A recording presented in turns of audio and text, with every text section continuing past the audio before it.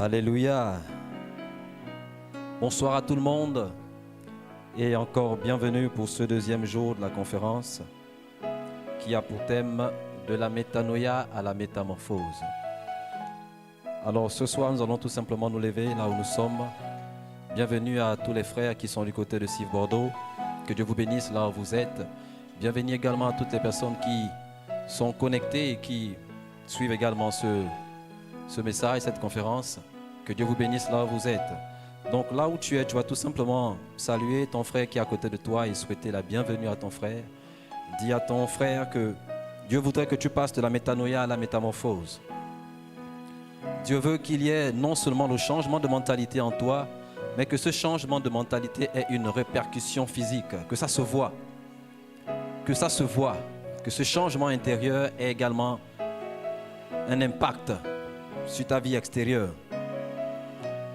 Alléluia. Donc tu vas tout simplement élever la voix. Depuis hier, nous sommes là et Dieu, par la grâce de Dieu, Dieu a choisi un serviteur, son serviteur qui depuis hier nous entretient déjà et qui encore ce soir va continuer de nous entretenir, qui va nous partager encore certaines clés pour passer effectivement de la métanoïa à la métamorphose. Il n'est pas le seul, il est celui qui va intervenir ici au niveau du Gabon, mais également du côté de la France. Il y a également d'autres serviteurs de Dieu que Dieu également utilisera durant cette semaine pour pouvoir nous bénir, pour pouvoir impacter, voilà, comme ça, le corps du Christ, aussi bien non seulement au sein des ministères Cives, mais également pour toutes les personnes qui vont se connecter ou qui sont connectées pour prendre part à cet événement. Donc là où tu es, tu vas tout simplement élever la voix et tu vas prier pour dire Seigneur. Hier, nous avons appris, nous avons entendu hier qu'il ne peut pas avoir de métamorphose s'il n'y a pas de sémence qui n'a pas été reçue. Il faut qu'il y ait une semence qui soit donnée, il faut que la semence soit reçue, que la semence meure naturellement en terre, qu'elle se reproduise et qu'elle sorte, qu'elle grandisse, qu'elle germe. Que cette semence, voilà, pourra être vue. Mais il faut d'abord, au préalable, qu'il y ait une semence. Et ce soir, nous sommes là pour recevoir la parole. Qui est cette semence? Donc nous allons élever la voix ce soir et dire Seigneur encore merci pour non seulement la journée, mais merci également pour ces moments que tu mets à part pour pouvoir encore nous impacter, nous enseigner, nous ensemencer par ta parole. Élevons la voix et prions encore le Seigneur ce soir. Père, nous élevons la voix et nous venons vers toi te dire merci.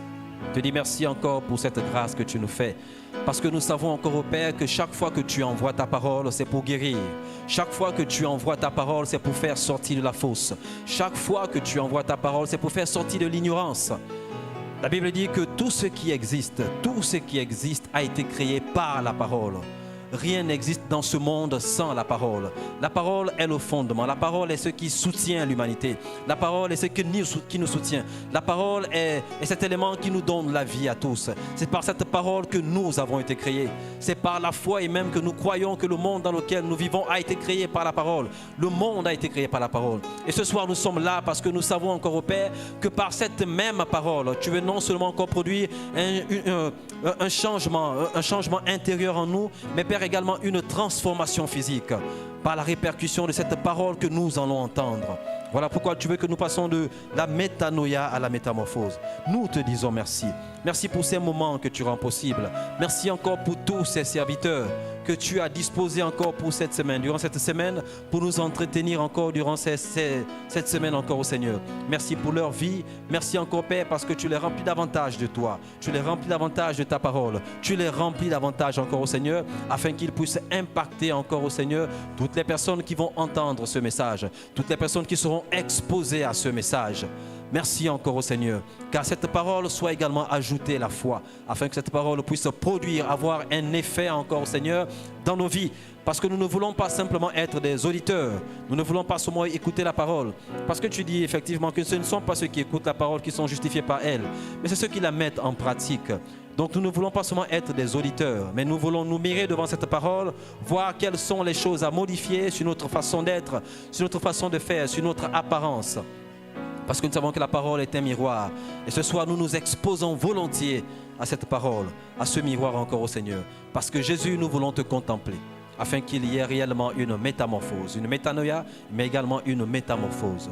Merci encore pour la vie de tes serviteurs. Merci pour la vie du peuple de Dieu, pour toutes les personnes qui prendront part encore, Seigneur, à cette conférence, aussi bien en présentiel que connectées encore au Seigneur. Nous prions encore au Père que cette parole ait réellement son effet dans la vie de toutes les personnes qui suivront encore ce message, qui vont l'écouter aujourd'hui, mais qui l'écouteront prochainement sur les réseaux sociaux. Père, que ce message encore communique la vie, communique encore, Seigneur, cette métamorphose voulue, communique cette métamorphose, cette métanoïa encore au Seigneur, parce que nous savons qu'il n'y a pas de métamorphose sans métanoïa, et il faut d'abord qu'il y ait une métanoïa pour qu'il y ait une métamorphose par la suite.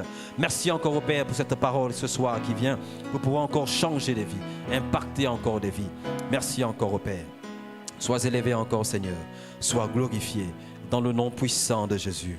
Que tout le monde dise Amen. Est-ce que là où tu es, tu peux tout simplement acclamer encore pour le Seigneur, maintenant que nous allons continuer ces moments dans un temps de louange et d'adoration. Que Dieu nous bénisse.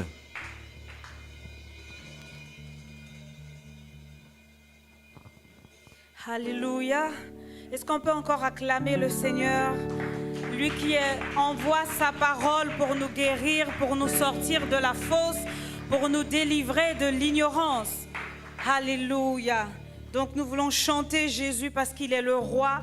Nous voulons le remercier, nous voulons le célébrer parce que c'est par son amour qu'il permet ces moments. Alléluia.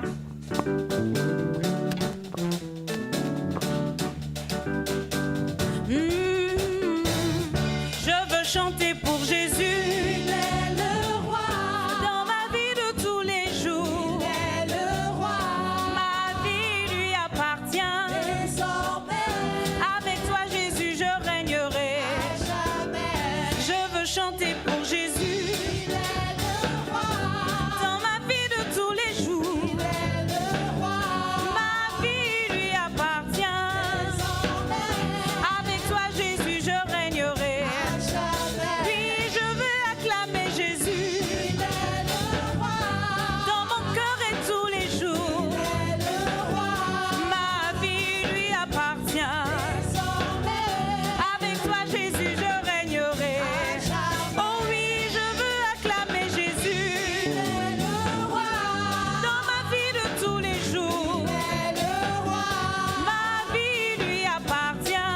Désormais, Avec toi Seigneur je régnerai. à jamais. Je veux danser pour Jésus Il est le roi. dans ma vie de tous les jours. Il est le roi. Ma vie lui appartient. Désormais, Avec toi Jésus je régnerai. à jamais. C'est vrai, je veux acclamer Jésus Le roi. dans mon cœur, dans ma vie. Oh, ma vie lui appartient. Désormais, Avec toi Jésus je régnerai. à jamais. Est-ce que tu peux commencer à acclamer Jésus de là où tu te trouves, que tu sois dans ton bureau, dans ta voiture, dans ton salon, commence à célébrer Jésus. Je veux acclamer Jésus Il est le roi. dans ma vie de tous les jours. Il est le roi. Ma vie lui appartient. Désormais, Avec toi Jésus je régnerai. à jamais. Je veux danser pour Jésus Il est le roi. dans ma vie de tous les jours.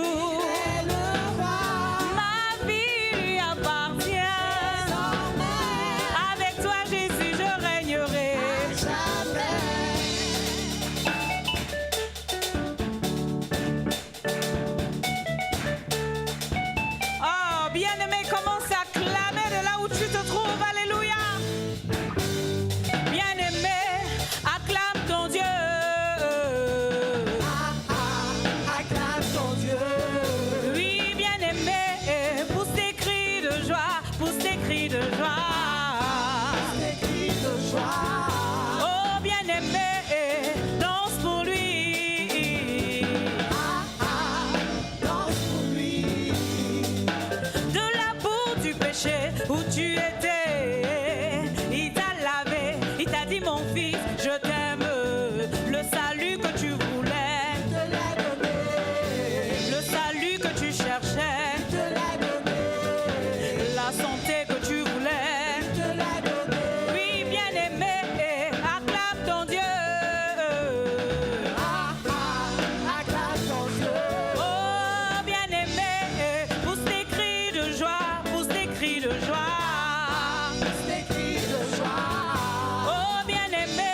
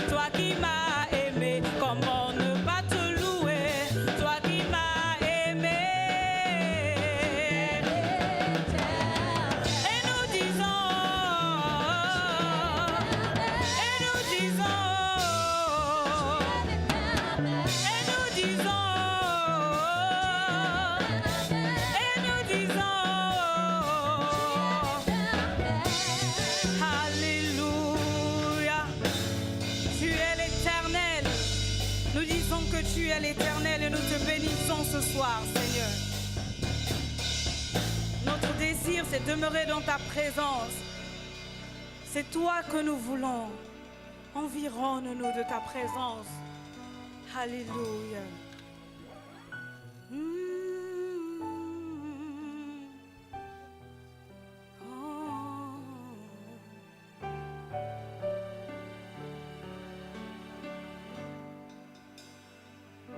C'est toi que nous voulons. Nous soupirons près de ta présence, de ton onction, de ta sagesse, de ta connaissance, Esprit de Dieu. C'est notre soupir ce soir, un soupir qui monte vers toi. Alléluia.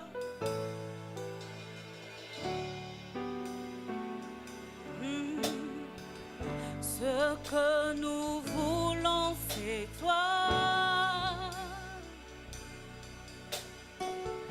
Ce que nous voulons, c'est toi. Tous ensemble. Ce que nous voulons, c'est toi. Ce que nous voulons, c'est toi. Ce que nous voulons, c'est toi. Ce que nous voulons, c'est toi. Ce que nous voulons, c'est toi. Ce que nous Jésus, c'est toi. ta présence nous suffit. Ce que nous voulons, c'est toi, c'est toi, c'est toi. Ce que nous voulons, c'est toi. Disons-le encore. Ce que nous voulons, c'est toi. Ce que nous nous voulons, c'est toi, Seigneur, c'est toi. Ce que nous voulons, c'est toi. Alors, descends sur nous comme une pluie, une brise légère dans la douceur de ta présence. Ta nuée nous entoure. Ta nuée, entoure-nous de ta nuée ce soir. Jésus, tu nous environnes, tu nous environnes Et ta de ta présence. précède Ta main divine, viens moindre de tête. Tu nous environnes et ta présence précède notre Seigneur. Ta nuée,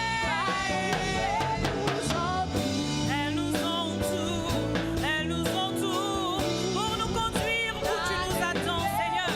Certainement à une destination pendant cette conférence et même après. Ta nuée nous entoure, ta nuée nous entoure, ta nuée nous entoure.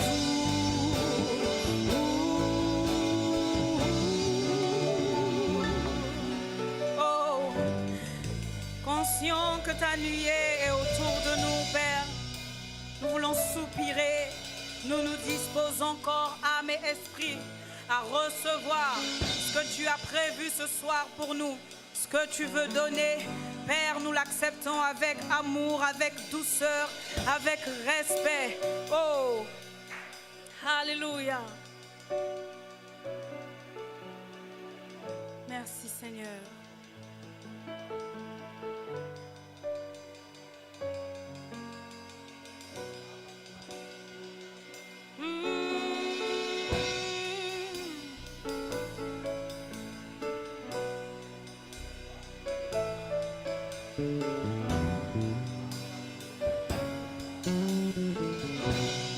Nous voici, Seigneur.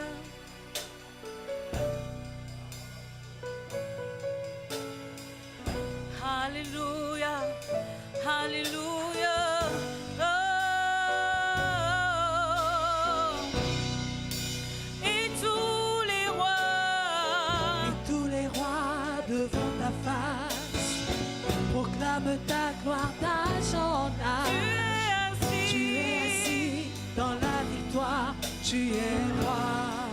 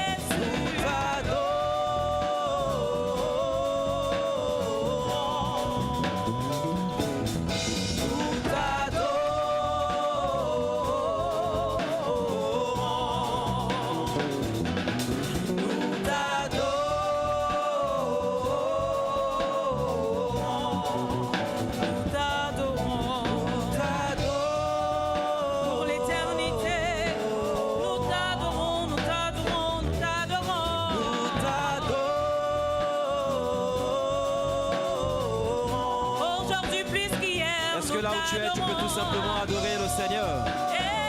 Est-ce que tu peux te lever et adorer encore le Seigneur ce soir? Nous t'adorons.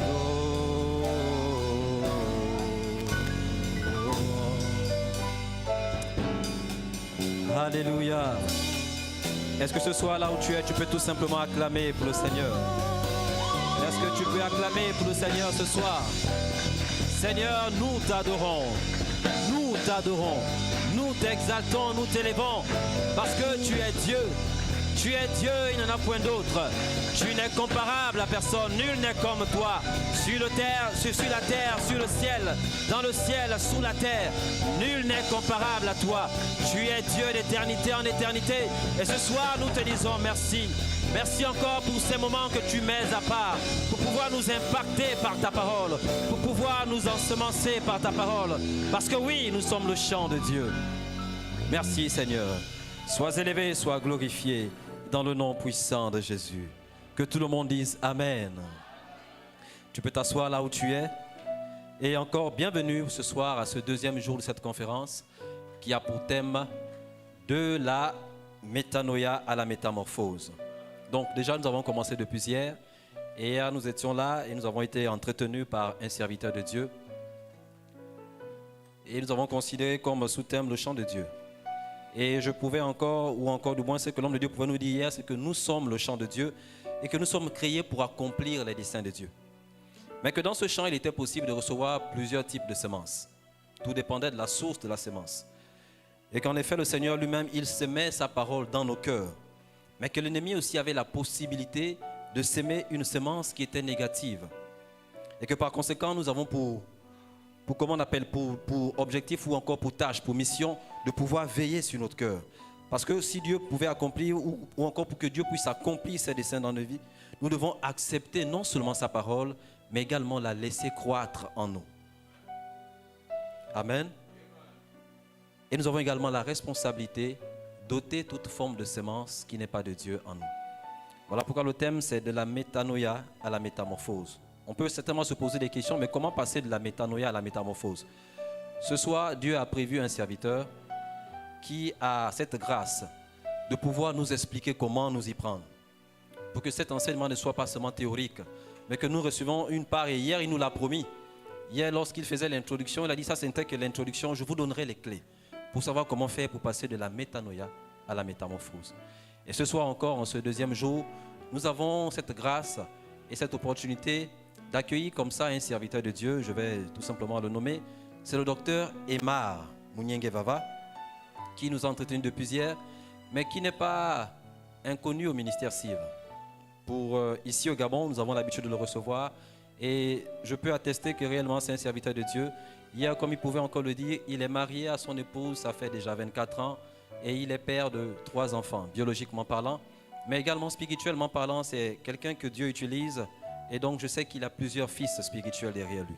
Et ce soir, nous avons ce privilège, cette grâce de pouvoir accueillir tous ensemble le docteur Emar sous vos acclamations, s'il vous plaît. Là, vous êtes, est-ce qu'on peut tout simplement se lever? Nous allons accueillir le serviteur de Dieu qui a cette responsabilité ce soir de pouvoir encore nous communiquer la parole de Dieu.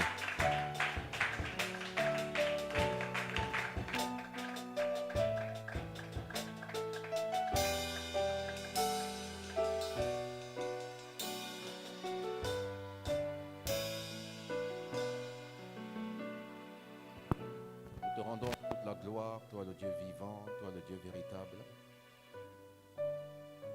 toi le Dieu qui donne la vie. Nous te sommes infiniment reconnaissants pour le don que tu nous as fait de ce jour. Nous ne le méritons pas, mais c'est par ta grâce que nous sommes là encore debout aujourd'hui, alors que beaucoup se sont éteints avant cette heure.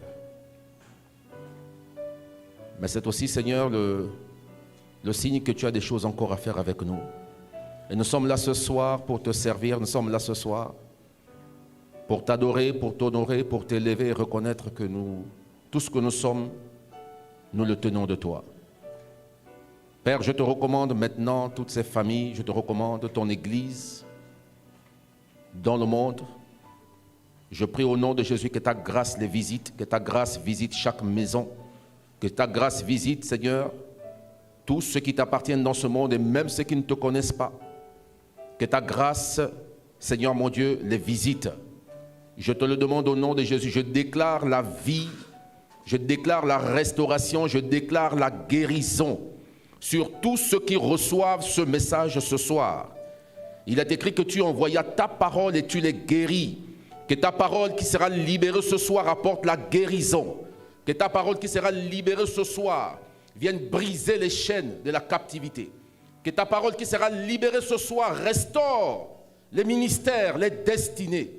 Je te le demande au nom de Jésus-Christ. Merci pour ta fidélité. Saint-Esprit, à toi l'honneur. Sois élevé, Père, sois glorifié. C'est au nom de Jésus que j'ai prié. Amen. Gloire à Dieu. Shalom, bien-aimés. Gloire à Dieu, gloire à Dieu. Nous allons donc poursuivre notre conférence avec cette deuxième soirée sur la thématique donc de la métanoïa à la métamorphose, de la repentance à la transformation. Parce que métanoïa, c'est en grec, ça veut simplement dire repentance.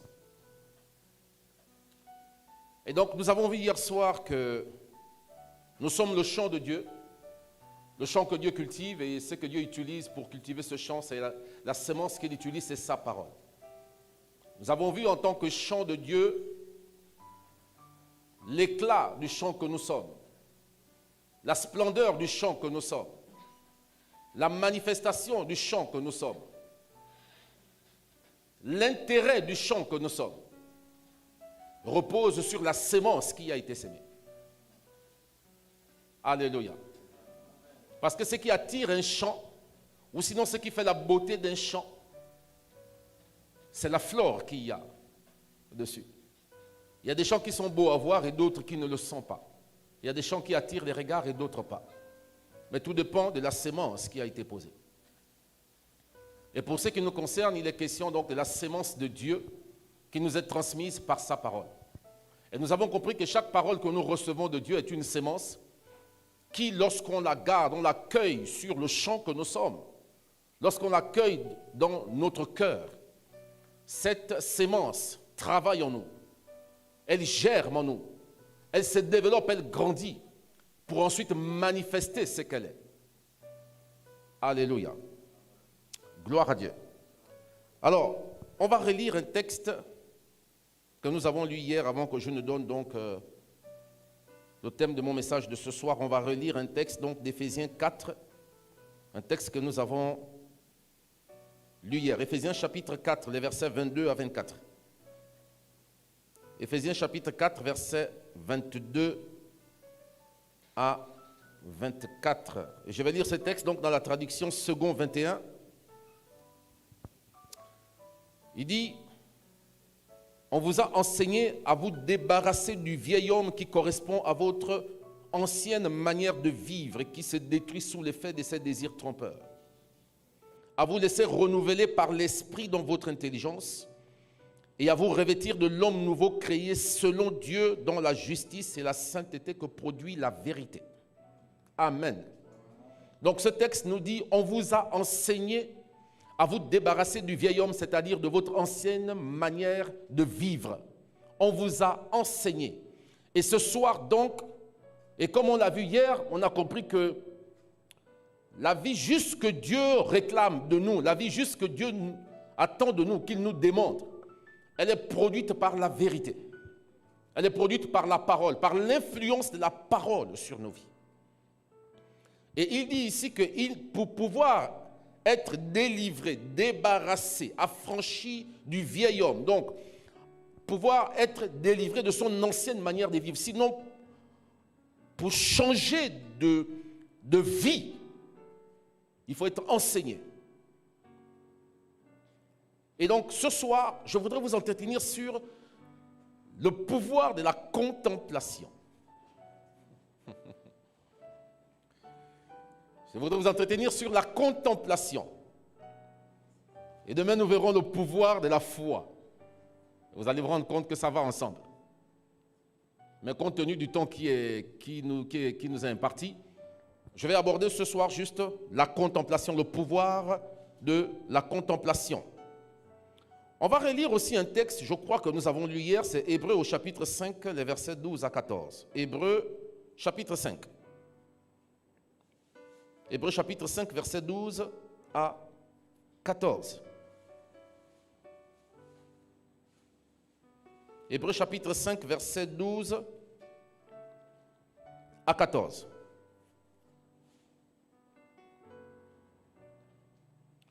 C'est l'apôtre Paul qui parle donc. Il dit, en effet, après tout ce temps, vous devriez être des maîtres dans les choses de Dieu. Or, vous avez de nouveau besoin qu'on vous enseigne les rudiments des paroles de Dieu. Vous en êtes venus au point d'avoir besoin non de nourriture solide, mais de lait. Celui qui continue à se nourrir de lait n'a aucune expérience. Notez bien l'expression, il n'a aucune expérience de la parole. Celui qui continue à se nourrir de lait n'a aucune expérience de la parole de Dieu qui enseigne ce qu'est la vie juste, car c'est encore un bébé. Les adultes, quant à eux, prennent de la nourriture solide. Par la pratique, ils ont exercé leur faculté à distinguer ce qui est bien de ce qui est mal. Amen. Alléluia. Gloire à Dieu. On a vu qu'il se plaint de l'Église, il se plaint des chrétiens en ce qu'après le temps, après tout ce temps, et après surtout tout ce qu'ils avaient déjà reçu comme enseignement, comme vérité, comme sémence dans leur vie, il avait espéré qu'ils seraient déjà maîtres de la parole. Il avait espéré qu'ils sauraient comment réagir devant les situations de la vie, devant les circonstances de la vie. À l'instar de Jésus qui, dans la barque, menacé par le vent et la tempête, a dû faire silence, imposer le silence aux puissances des ténèbres qui agitaient les eaux afin de les noyer. Vous savez, lorsque la Bible dit qu'il menaça la mer et le vent tomba, nous savons qu'il est écrit qu'il fait de ses anges des vents et de ses serviteurs des flammes de feu. Il fait de ses anges des vents. Donc les anges sont des vents. Or nous savons aussi que les démons sont des anges mais déchus. Donc les démons sont aussi des vents. Les puissances des ténèbres sont aussi des vents. En réalité, lorsqu'ils étaient dans la barque, lorsque Jésus menace, celui qui écrit ça, les disciples disent qu'il a menacé la mer. Mais il constate qu'après la menace qu'il a donnée, le vent est tombé. En réalité, Jésus voyait les puissances des eaux, les esprits des eaux, que ses disciples qui étaient dans la barque ne pouvaient pas voir. Et donc, ces esprits des eaux-là, qui font mourir tous ceux qui, aujourd'hui, tentent d'aller en Occident par la nage, en pirogue, tout ce qui meurt en mer aujourd'hui. Mais ce sont ces mêmes esprits des eaux-là qui les noient, qui les tuent. Mais Jésus pouvait les voir alors que ses disciples ne le pouvaient pas. Il les a menacés, ils ont reconnu le Créateur, ils se sont inclinés devant le Créateur. Alors ici, il dit, il avait espéré que ces chrétiens auraient déjà une maîtrise, ils seraient déjà des maîtres dans la chose de Dieu. Mais il se rend compte qu'ils ont encore besoin, alors qu'il est sur le point de leur donner de la nourriture solide, il se rend compte en fait qu'ils sont restés à l'étape de bébé des enfants. Et donc il a dû leur donner du lait. Et chaque homme de Dieu est confronté à ça, au quotidien, dans la pratique du ministère. Autant il s'est réjoui de voir des fidèles qui se lèvent et qui s'assument, qui assument leur destinée, qui s'approprient la vérité qu'ils ont reçue au travers des enseignements, des prédications, pour imposer le règne de Christ dans leur environnement. Mais autant ils sont attristés de voir qu'il y a certains qui viennent les voir. Parfois même, ce sont ceux qui sont là depuis le début de l'œuvre, depuis le commencement de l'œuvre, mais qui viennent encore leur apporter des sujets qui relèvent des enfants. Et ça attriste le cœur de l'homme de Dieu. Et ça a également attristé l'apôtre. Il dit, vous devriez être des maîtres dans la chose de Dieu. Il dit, mais vous êtes encore des bébés. Il dit, la nourriture solide est pour... Il dit pour qui? Pour les adultes. Pour les hommes qui ont une expérience de la parole. Je relis ça, s'il vous plaît. Celui qui continue, verset 13, celui qui continue à se nourrir de lait n'a aucune expérience de la parole qui enseigne ce qu'est la vie juste, car c'est un bébé. Il dit, les adultes, quant à eux, ils prennent la nourriture solide, et qu'est-ce qu'ils font? Ils prennent la nourriture solide. Mais qu'est-ce qu'ils font de cette nourriture?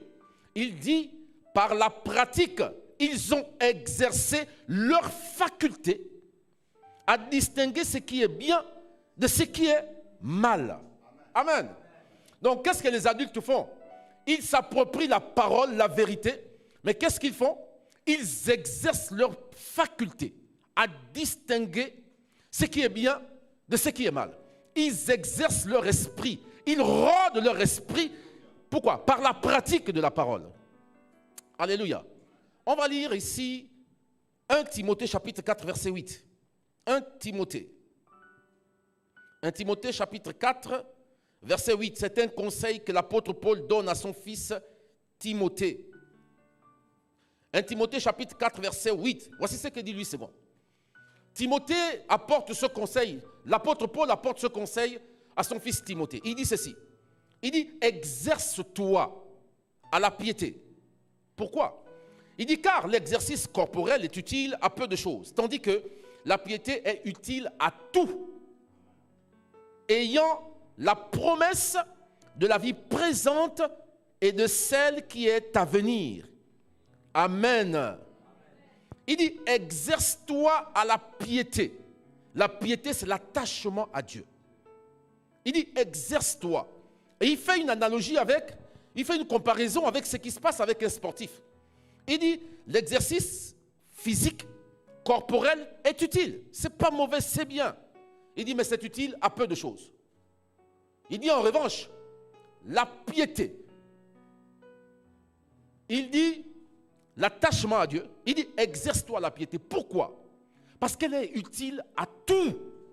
Elle te garantit la vie présente et la vie future. Quoi? L'exercice à la piété. C'est l'apôtre Paul qui enseigne ça à son fils Timothée. Il dit, exerce-toi. Or, le texte qu'on a lu avant il nous dit ici que les adultes, qu'est-ce qu'ils font? Il dit, les bébés n'ont aucune expérience de la parole. Aucune expérience de la parole. Voilà pourquoi ils disent, la Bible dit. C'est ce que la Bible dit. Comme ils n'ont pas eux-mêmes expérimenté cette parole dans leur vie, Dieu reste le Dieu de la Bible. Il n'est pas leur Dieu. David, quand il priait, il disait, oh Dieu, tu es mon Dieu. Mais David savait que Dieu, le Dieu qu'il invoquait, c'était le Dieu d'Abraham, d'Isaac et de Jacob. Mais regardez les écrits de David. Plusieurs fois quand David prie, plusieurs fois quand David invoque Dieu, rarement il a dit Dieu d'Abraham, d'Isaac et de Jacob. Il dit, mon Dieu, je te cherche.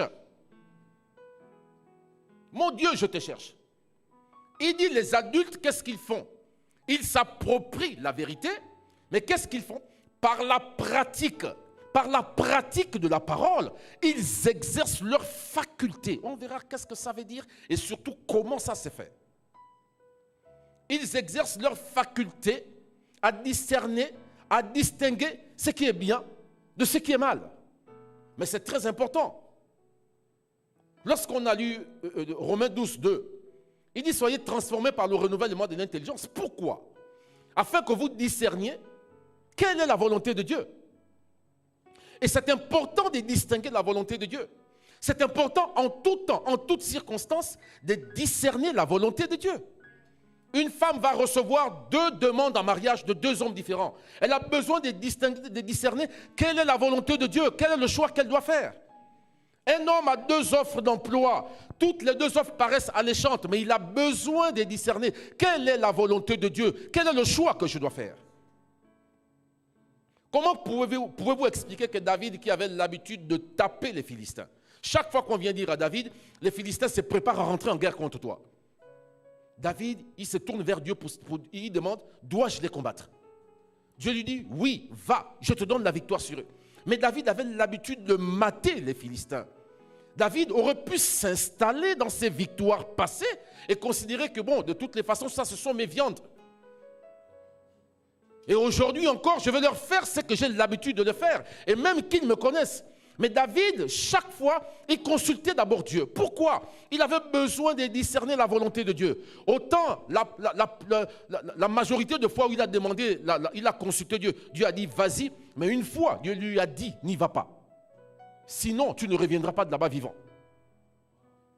On a besoin de connaître la volonté de Dieu en toutes circonstances. Lorsqu'on va sur YouTube, quand on regarde les témoignages des attentats du 11 septembre, dans ces deux tours jumelles, il y avait des milliers de personnes qui y travaillaient. Mais de nombreux juifs sont restés à la maison ce jour-là, ne sont pas partis. Ils ne sont pas partis. Bien-aimés, il dit que les adultes, qu'est-ce qu'ils font? Lorsqu'ils reçoivent la parole, là, ils prennent la nourriture solide et il dit par la pratique, ils exercent leur faculté à discerner ce qui est bien de ce qui est mauvais. Et c'est le conseil que l'apôtre Paul donne à son fils Timothée. Il dit, exerce-toi à la piété, exerce-toi à l'attachement à Dieu, exerce-toi à prier, à chercher Dieu, à méditer sa parole. Exerce-toi à adorer Dieu. Regardez ce qui dans la traduction, j'ai noté la Bible anglaise, la version amplifiée de la Bible anglaise, de 1 Timothée 4, 8. Oui, il dit l'entraînement physique, hein, l'entraînement physique a de la valeur. Il dit, mais l'entraînement de ton esprit, spiritual training, il dit l'entraînement de ton esprit, le rodage de ton esprit est utile à tout et il t'apporte la vie présente et les promesses futures de Dieu. Waouh! Vous voyez ce qu'il dit? Donc ça veut dire quoi? Ça veut dire que nous devons pratiquer la parole. Nous devons exercer, nous devons rôder l'esprit que nous sommes à la pratique de la parole. Et c'est ça qu'on va voir ce soir. Puisqu'il dit, on vous a appris, on vous a enseigné à être délivré du vieil homme, c'est-à-dire de votre ancienne vie. Il faut être enseigné. Et c'est ce qu'on va voir aujourd'hui, pratiquement, de manière concrète. Et je vous jure, je vous mets au défi que si vous mettez ça en pratique, vous allez me faire des retours de témoignages avant la fin du mois de novembre. Je le dis avec assurance, bien-aimé. C'est le message que je prêche, c'est le message que le Seigneur m'a donné.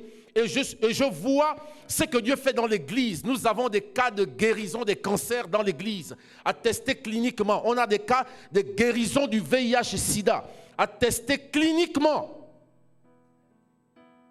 Cliniquement. Et depuis que j'ai découvert ça, ça a modifié ma vie. Et c'est pour ça que je vous dis, je vous mets au défi.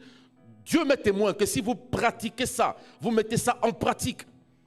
Je vous dis, avant la fin du mois de novembre, vous me ferez des retours de témoignages. Alléluia. Colossiens chapitre 3, verset 9 à 10. Je suis encore dans l'introduction. Colossiens chapitre 3, verset 9 à 10. C'est le verset 10 qui m'intéresse. Colossiens chapitre 3, verset 9 à 10. Je vais lire ce texte dans les traductions français courant et paroles de vie. Colossiens 3, 9 à 10. Il dit ceci. La traduction français courant dit ceci.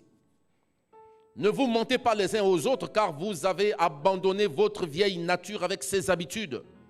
Et vous vous êtes revêtus de la nouvelle nature. Vous êtes des êtres nouveaux que Dieu, notre Créateur, renouvelle continuellement à son image, pour que vous le connaissiez parfaitement. Amen.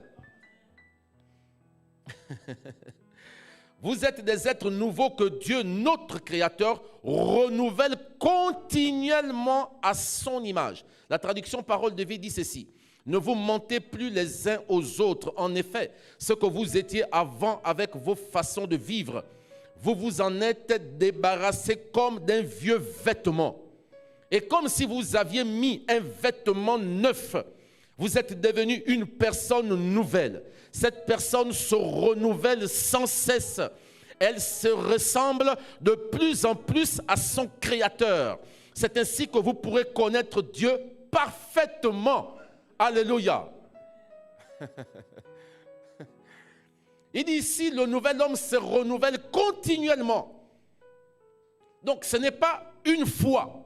Non, c'est continuellement, continuellement. Pourquoi? Parce que chaque fois quand il se renouvelle, il tend vers la stature parfaite de Christ. Alléluia. On va lire maintenant notre texte de base. 2 Corinthiens chapitre 3, verset 18.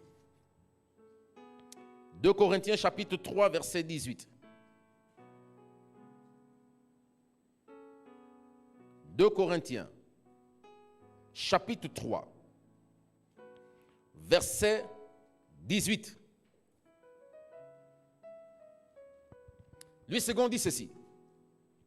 Nous tous qui le visage découvert, contemplons comme dans un miroir la gloire du Seigneur. Nous sommes transformés en la même image, de gloire en gloire. Bon, écoutez, je vais lire depuis le premier verset pour prendre le contexte. 2 Corinthiens chapitre 3, je lis tout le chapitre qui a 18 versets. Il faut que nous prenions le contexte. Il dit ceci. Commençons-nous de nouveau à nous recommander nous-mêmes? Ou bien avons-nous besoin, comme quelques-uns, des lettres de recommandation auprès de vous ou de votre part? C'est vous qui êtes notre lettre écrite dans nos cœurs, connue et lue de tous les hommes. Vous êtes manifestement une lettre de Christ écrite par notre ministère, non avec de l'encre, mais avec l'Esprit du Dieu vivant, non sur des tables de pierre, mais sur des tables de chair, c'est-à-dire sur les cœurs. Cette assurance-là, nous l'avons par Christ auprès de Dieu. Ce n'est pas à dire que nous soyons par nous-mêmes capables de concevoir quelque chose comme venant de nous-mêmes. Notre capacité, au contraire, vient de Dieu. Il nous a aussi rendus capables d'être ministres d'une nouvelle alliance. Non de la lettre, mais de l'esprit, car la lettre tue, mais l'esprit vivifie. Or, si le ministère de la mort, gravé avec des lettres sur des pierres, a été glorieux au point que les fils d'Israël ne pouvaient fixer les regards sur le visage de Moïse à cause de la gloire de son visage, bien que cette gloire fût passagère, combien le ministère de l'esprit ne sera-t-il pas plus glorieux? Si le ministère de la condamnation a été glorieux, le ministère de la justice est de beaucoup supérieur en gloire. Or, sous ce rapport, ce qui a été glorieux ne l'a point été à cause de cette gloire qui lui était supérieure. En effet, si ce qui était passager a été glorieux, ce qui est permanent est bien plus glorieux. Ayant donc cette espérance, nous usons d'une grande liberté. Et nous ne faisons pas comme Moïse qui mettait un voile sur son visage pour que les fils d'Israël ne fixassent pas les regards sur la fin de ce qui était passager. Mais ils sont devenus durs d'entendement, car jusqu'à ce jour, le même voile demeure quand ils font la lecture de l'Ancien Testament.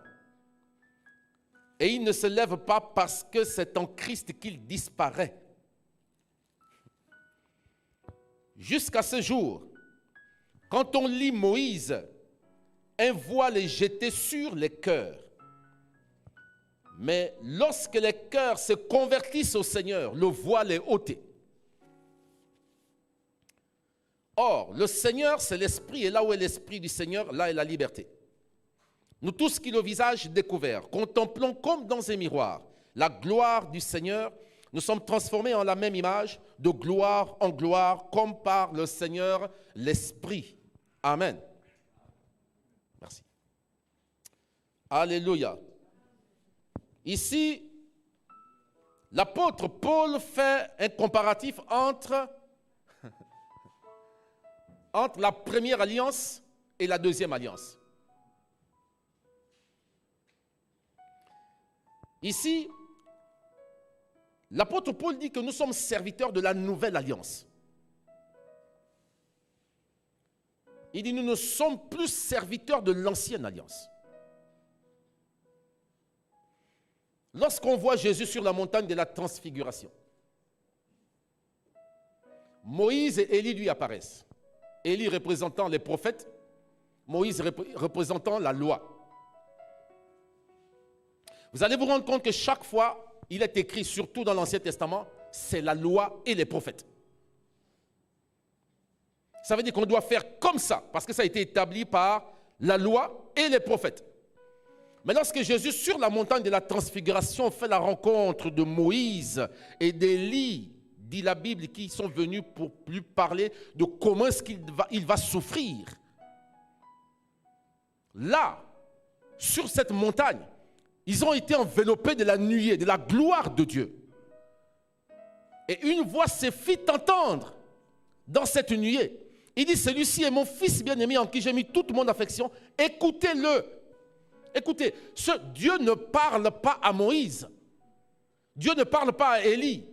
Dieu ne parle pas à Jésus. Il parle à qui? À Pierre, Jacques et Jean, qui étaient là sur la montagne. Il dit, écoutez-le, Moïse représente la loi, Élie représente les prophètes. Il est en train de dire que depuis là, vous avez été depuis toujours conduits par la loi et par les prophètes, mais à partir de maintenant, vous devez être conduits par lui. Écoutez-le. Écoutez-le. C'est aussi pourquoi Jean-Baptiste, quand il a baptisé Jésus, il dit, voici l'agneau de Dieu qui ôte le péché du monde. Il dit, suivez-le. Jacques et Jean étaient disciples de Jean-Baptiste. Ils étaient disciples de Jean-Baptiste. Jacques et Jean qui sont devenus disciples de Jésus étaient disciples de Jean-Baptiste. Mais comme Jean-Baptiste a dit, voici l'agneau de Dieu qui ôte le péché du monde. Suivez-le. Suivez-le, ça veut dire quoi? Quittez-moi. Suivez-le. Et c'est ce que Jacques et Jean ont fait. Les fils de Zébédée. Mais il dit que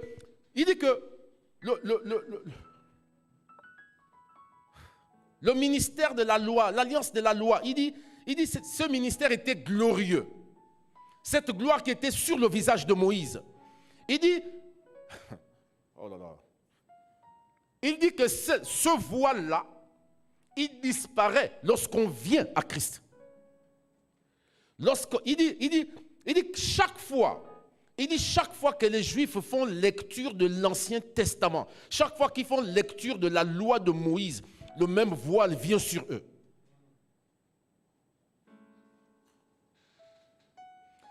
Il dit ceci, il dit ce ministère qui pourtant a été glorieux a porté la mort. À combien plus forte raison l'alliance, la nouvelle alliance, la gloire du Christ, elle sera beaucoup plus grande. Elle va apporter la vie. Mais il dit que ce voile-là, qui nous empêche justement de voir la gloire de Dieu, ce voile-là, parce que Moïse, quand il entrait dans la présence de Dieu, il mettait le voile. Il mettait le voile. Il dit, mais c'est quand il sortait de là qu'il ôtait le voile. Et cette gloire-là était sur lui, qui faisait que son visage était lumineux.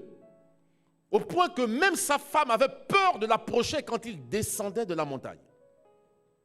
Mais écoutez, il dit que ce voile-là disparaît en Christ lorsqu'on vient à Christ. Lorsqu'on se convertit, ce voile-là disparaît. Ça veut dire quoi? Ça veut dire que nous avons un accès direct à la gloire de Dieu. Mais il dit ceci.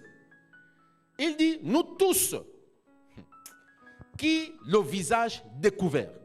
Ça veut dire ôter du voile de la loi. Il dit, contemplons comme dans un miroir la gloire du Seigneur, Nous sommes transformés en la même image, dans une gloire dont l'éclat ne cesse de grandir, et c'est l'œuvre du Saint-Esprit.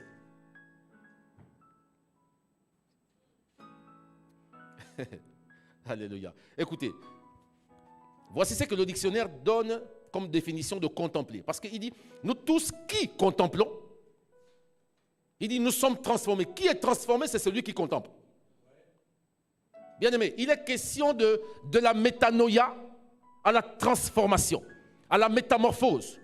Comment le processus de la transformation se fait? Il dit, tous ceux qui contemplent comme dans un miroir la gloire du Seigneur, nous sommes transformés, nous sommes métamorphosés, nous sommes transformés en la même image. Et cette image-là, elle grandit, il dit, en la même image, dans une gloire dont l'éclat ne cesse de grandir. Et ici, contempler, il dit, première définition de contempler, c'est considérer attentivement par la vue ou la pensée. Considérer attentivement. Dans attentivement, il y a attention. Attention, ça veut donc dire que je peux contempler par la vue, mais je peux aussi contempler par la pensée. Deuxième définition, je suis désolé, je vais aller vite parce qu'il faut que je termine cette partie ce soir. Deuxième définition, il dit, contempler, c'est considérer avec toute la force de son attention, soit par les yeux, soit avec la pensée. C'est ce qu'on a dit tout à l'heure, ça rejoint la première définition. Il dit considérer avec toute la force de son attention, avec toute la force de son attention, soit avec les yeux, soit avec la pensée. Troisième définition, il dit contempler, c'est regarder longuement. Regarder longuement quelque chose, quelqu'un avec beaucoup d'attention, en s'absorbant dans cette observation. Waouh! Alléluia. Il dit contempler, c'est quoi? Il dit regarder longuement, pas juste un petit moment. Regardez longuement. Écoutez, nous sommes ici dans la pratique de la parole. D'accord? Nous sommes ici sur la pratique de la parole. Il dit que les adultes, ils prennent la nourriture solide et il dit par la pratique, ils ont exercé leur faculté. Ils ont exercé leur esprit. Ils ont rodé leur esprit à discerner ce qui est bon de ce qui est mauvais. Il dit contempler, c'est quoi? C'est regarder longuement quelque chose. Quelqu'un avec beaucoup d'attention en s'absorbant dans cette observation. En s'absorbant dans cette observation. Donc, lorsque je contemple, qu'est-ce que je fais? Je fixe toute mon attention sur ce que je vois. Soit par les yeux, soit par la pensée. Alléluia. Je contemple soit par la vue, soit par la pensée. Mais ici, pour ce qui nous concerne, et on va bien le comprendre encore demain, il est question de contempler par la pensée. Pourquoi?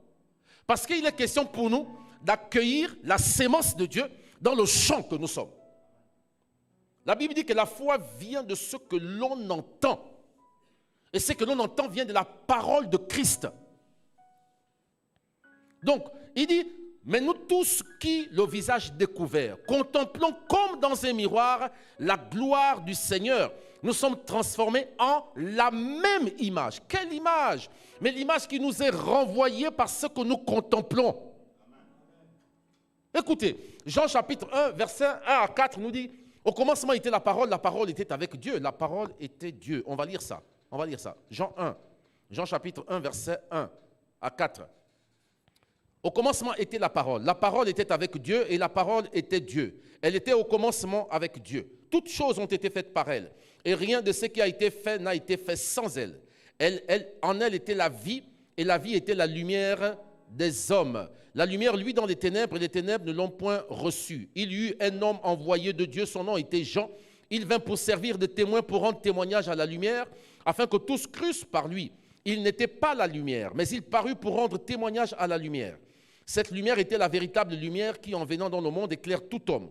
Elle était dans le monde a été fait par elle, et le monde ne l'a point connue. Elle est venue chez les siens et les siens ne l'ont point reçue. Mais à tous ceux qui l'ont reçue, à ceux qui croient en son nom, elle a donné le pouvoir de devenir enfants de Dieu, lesquels sont nés non du sang, ni de la volonté de la chair, ni de la volonté de l'homme, mais de Dieu. Et la parole a été faite chair, elle a habité parmi nous, pleine de grâce et de vérité, et nous avons contemplé sa gloire, une gloire comme la gloire du Fils unique venu du Père. Amen. Donc Jésus est la parole qui s'est faite chair. Donc lorsque je médite la parole, bien-aimés, suivez-moi. Lorsque je médite la parole, il dit ici que la nourriture solide est pour les adultes. Et qu'est-ce qu'ils font quand ils accueillent cette nourriture solide? Par la pratique. La pratique, là, c'est quoi? C'est la contemplation. Ça veut dire quoi? Il dit, nous tous qui le visage découvert, contemplons comme dans un miroir la gloire du Seigneur, nous sommes transformés en la même image. Quelle image? Il fait l'analogie à ce qui se passe devant le miroir. Lorsque je me mets devant le miroir, qu'est-ce que je vois? Qu'est-ce que je vois? Une image, n'est-ce pas? Quelle image? Ma propre image, n'est-ce pas? Ça veut dire quoi? Ça veut dire que le miroir me révèle qui je suis. On est d'accord? Mais est-ce que quand je me pointe devant le miroir, c'est seulement pour me révéler qui je suis? En réalité, le matin, quand je me lève, je me suis habillé. Pourquoi je me mets devant le miroir? Mais pour ajuster, n'est-ce pas? C'est pour s'assurer que tout est en ordre. Si le miroir me dit que la cravate est décalée comme ça, pendant que je pense que ma cravate elle est droite, je la décale comme ça. OK? Mais c'est après avoir déplacé, lorsque le miroir me montre que là c'est bon, je m'en vais. Quand je pars, qu'est-ce que je fais? Je pars avec la dernière image que le miroir m'a renvoyée. Donc lorsque je marche avec cette image. J'ai l'assurance, j'ai la garantie que je suis bien habillé. Écoutez, vous savez, il y a des personnes que vous rencontrez dans la rue, là, vous vous dites, mais comment il peut s'habiller comme ça? Comment ils peuvent mélanger le jaune avec le rouge? Regardez les talons et tout ça. Mais pendant que vous regardez la personne et que vous avez le sentiment que cette personne est mal habillée. Mais pour cette personne-là, elle est bien habillée. Mais sur quelle base elle considère qu'elle est bien habillée? Mais c'est à cause de l'image que le miroir lui a renvoyée. Maintenant, il dit, nous tous qui le visage découvert, contemplons comme dans un miroir la gloire du Seigneur, nous sommes transformés en la même image. Or, il est question ici de contempler quoi? Le Seigneur au travers de sa parole, parce que lui et sa parole ne sont que un. Écoutez, chaque portion de l'Écriture est une manifestation de Christ. Chaque partie de l'Écriture révèle Christ, donne une facette de Christ. Donc, chaque fois que je médite la parole, qu'est-ce qui se passe? Cette parole-là me renvoie une image à mon esprit. Dieu a créé l'homme, l'esprit de l'homme a été créé par Dieu pour fonctionner avec les images. Pour fonctionner avec les images.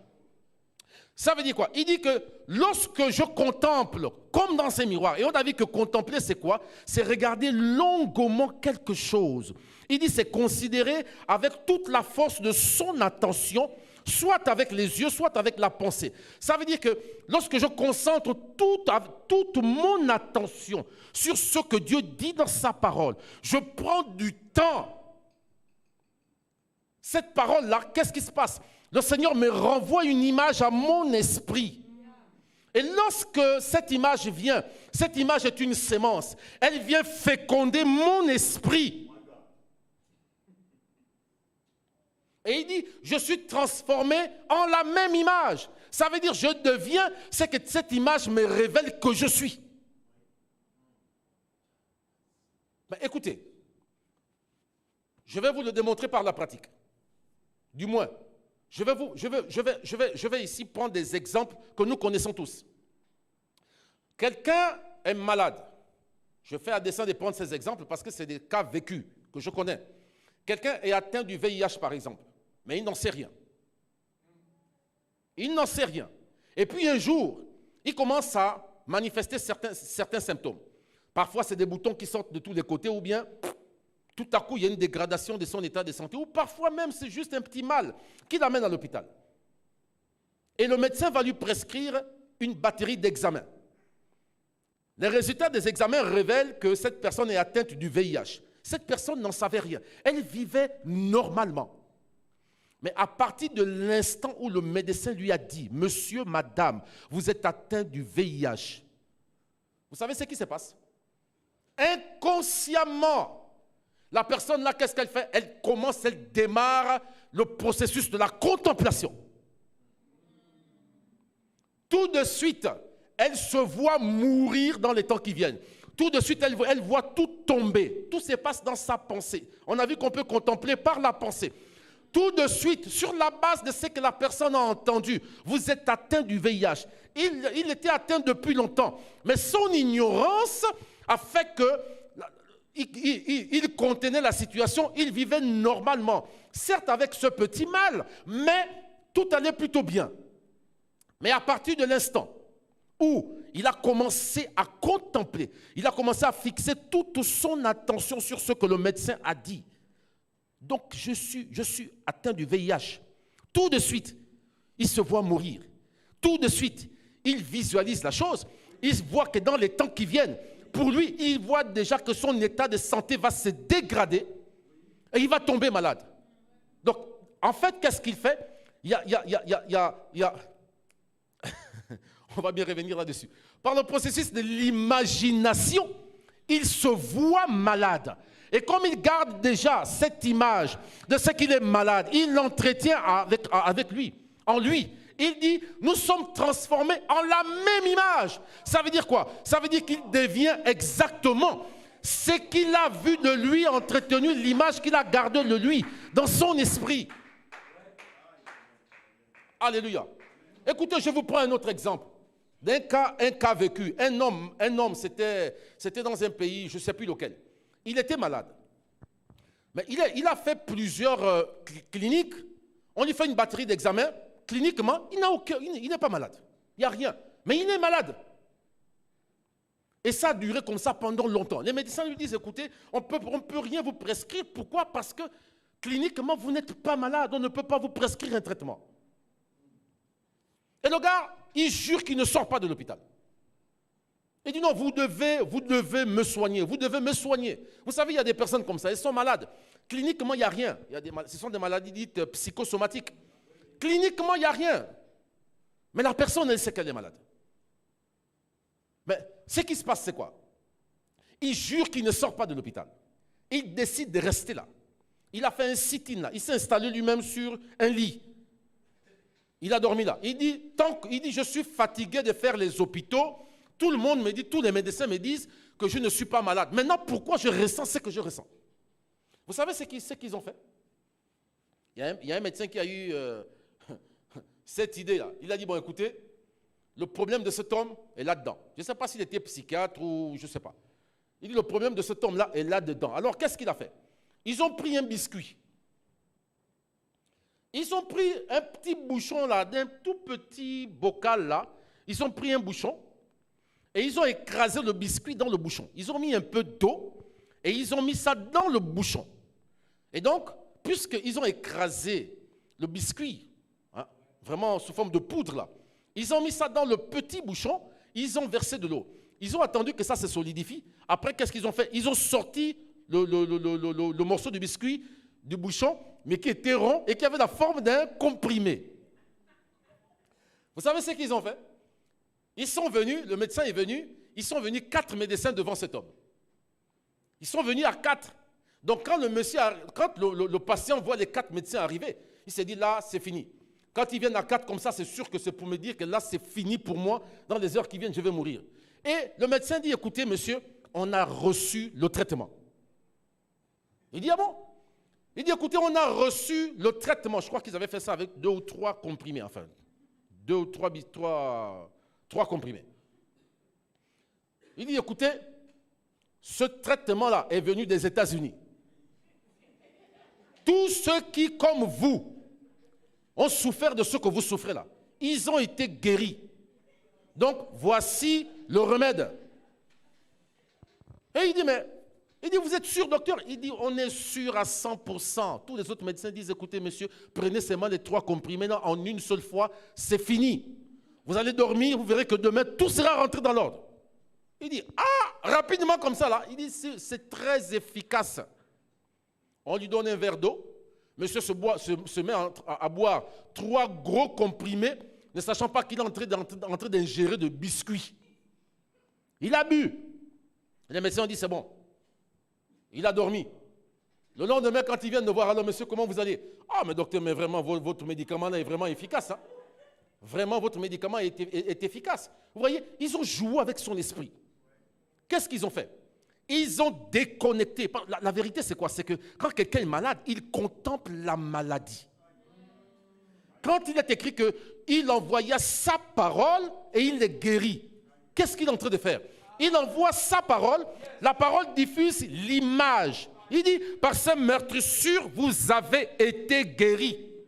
Donc, l'image que l'esprit que je suis reçoit, c'est que j'ai été guéri. Donc, lorsque j'accueille, c'est que Dieu veut ce quoi? Que j'accueille juste cette sémence-là dans le champ que je suis. Et que je garde la sémence en terre, dans mon cœur. Et qu'est-ce que la sémence va faire? Mais la sémence va travailler. Il dit, nous tous qui, au visage découvert, contemplons comme dans un miroir la gloire du Seigneur, nous sommes transformés en la même image. En la même image. L'image que tu gardes en toi, dans ton esprit. C'est cette image-là, tu deviens cette image. Voilà pourquoi il est dit que tel un homme pense, tel il est. Tu es le résultat des pensées que tu as dans ton esprit. Écoutez, quand on lit Proverbe chapitre 4, verset 23, la traduction Semeur dit quoi? Veille soigneusement sur ton cœur, car il est à la source de tout ce qui fait ta vie, n'est-ce pas? Mais la traduction français courant dit quoi? Prends garde à ce que tu penses au fond de toi-même, car ta vie en dépend. Vérifiez. Proverbe 83, traduction français courant. Prends garde à ce que tu penses au-dedans de toi-même, car ta vie en dépend. Ta vie dépend des pensées que tu entretiens en toi. Ta vie en dépend. Donc ici, la clé ici, c'est quoi? Il dit, quand on reçoit la nourriture solide, il dit quoi? Il dit, c'est par la pratique. Par la pratique, ils ont exercé leur esprit à discerner ce qui est bien de ce qui est mal. Par la pratique. La parole de Dieu, en fait, il n'est pas juste question de savoir que la Bible dit ceci. Il faut accueillir la sémence dans le champ que je suis. Il dit, je suis transformé en la même image, l'image que je reçois. Je suis transformé. Il dit, c'est l'œuvre du Saint-Esprit. Le Saint-Esprit est où? Il est en moi, il n'est pas au ciel. Il est en moi, le Saint-Esprit. Lorsque j'accueille la sémence en moi, l'image qui m'est diffusée par la parole. Mais écoutez, 2 Corinthiens chapitre 4. On est au chapitre 3, non? 2 Corinthiens 3, non? Au verset 18, n'est-ce pas? Maintenant, le chapitre 4 qui suit. Le chapitre 4, 2 Corinthiens, chapitre 4. On a vu dans 2 Corinthiens 3, 18, il dit, mais nous tous qui le visage découvert, contemplons comme dans un miroir la gloire du Seigneur, nous sommes transformés en la même image, dans une gloire dont l'éclat ne cesse de grandir, et c'est l'œuvre du Saint-Esprit. C'est l'œuvre du Saint-Esprit. Ça veut dire que c'est le Saint-Esprit qui le fait.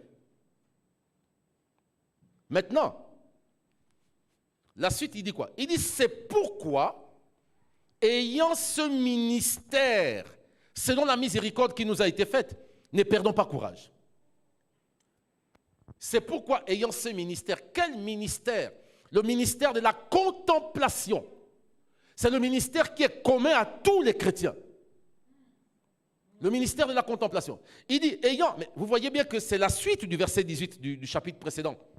La suite, il dit, c'est pourquoi, ayant ce ministère, selon la miséricorde qui nous a été faite, ne perdons pas courage. Ne perdons pas courage. Si donc nous sommes malades, mais ne perdons pas courage puisqu'il nous a fait don par sa grâce de ce ministère de la contemplation. Qui dit que, quand il a dit que par ces meurtrissures, j'ai déjà été guéri, la seule chose que j'ai à faire, c'est de rôder mon esprit. C'est de quoi? C'est de contempler le Seigneur au travers de cette parole. Visualiser, me voir comme étant guéri. Et quand je garde cette image, lorsque je télécharge cette image qui vient de la parole, lorsque je la télécharge dans mon esprit, dans le champ que je suis,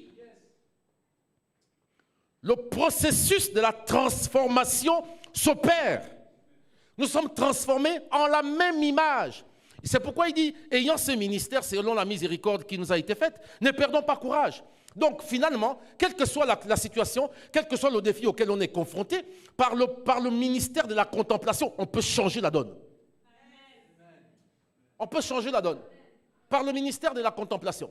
Regarde ce qu'il dit par la suite. Il dit, nous rejetons les choses honteuses qui se font en secret. Nous n'avons point une conduite astucieuse et nous n'altérons point la parole de Dieu. Mais en publiant la vérité, nous nous recommandons à toute conscience devant Dieu. Maintenant, écoutez ce qu'il dit. Écoutez ceci.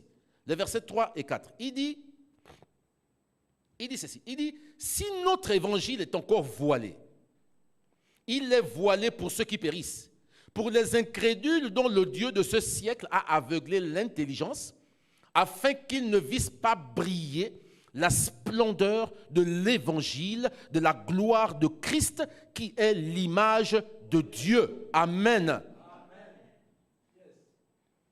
Il dit, si notre évangile est encore voilé, si notre évangile demeure voilé, il dit, il ne l'est que pour ceux qui vont à la perdition, pour les incrédules. Il dit, le Dieu de ce monde, c'est-à-dire Satan, a aveuglé leur esprit et les empêche de voir briller la lumière de l'évangile qui fait resplendir la gloire de Christ, lui qui est l'image de Dieu. Alléluia. Qu'est-ce que Satan fait? Satan les a aveuglés pour les empêcher de voir briller la lumière de l'évangile. Quand on lit Romains chapitre 1, verset 16, il est écrit, c'est l'apôtre Paul qui dit, je n'ai point honte de l'évangile. Pourquoi? Il dit, c'est la puissance que Dieu utilise pour le salut de quiconque croit. C'est la puissance que Dieu utilise pour ceux qui croient. La puissance que Dieu utilise pour sauver les gens, c'est quoi? C'est l'évangile. Mais c'est quoi le process?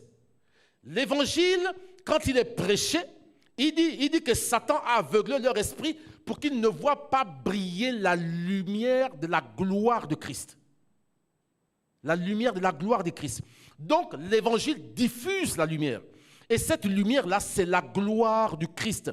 C'est de cette lumière dont il est question quand il dit que la lumière soit, qui est différente de la lumière qui est diffusée par les astres et qui ont été créés le 4e jour. Cette lumière-là, il dit que la lumière soit. Pourquoi? Parce que la terre était informe et vide. D'accord? Mais c'est la lumière de la gloire de Christ. Mais Satan a aveuglé les gens pour qu'ils ne voient pas briller cette lumière-là. Qu'est-ce que Satan fait? Satan les aveugle pour qu'ils ne reçoivent pas l'image.